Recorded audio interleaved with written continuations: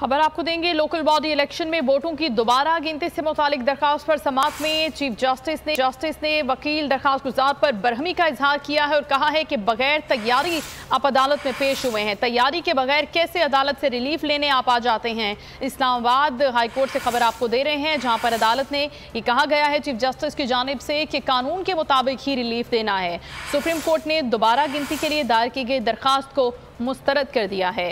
अहम खबर आपको दे रहे हैं, लोकल बॉडी इलेक्शन के वोटों की दोबारा गिनती से मुतालिक दरखास्त पर समाअत हुई है, जिस पर चीफ जस्टिस ने वकील दरखास्त गुजार पर इज़हार बरहमी किया है और कहा है कि आप तैयारी के बगैर कैसे अदालत से रिलीफ लेने आ जाते हैं। अदालत ने कानून के मुताबिक ही रिलीफ देना होता है और सुप्रीम कोर्ट ने दोबारा गिनती के लिए अब दायर दरखास्त को मुस्तरद कर दिया है। लोकल बॉडी इलेक्शन के हवाले से दोबारा वोटों की गिनती का ये मामला था, जिस पर सुप्रीम कोर्ट ने दरखास्त गुजार के वकील पर इज़हार बरहमी किया है और ये कहा है कि बगैर तैयारी के आप अदालत में पेश होते हैं और रिलीफ लेने के लिए आ जाते हैं और अब इस दरखास्त को मुस्तरद कर दिया गया है।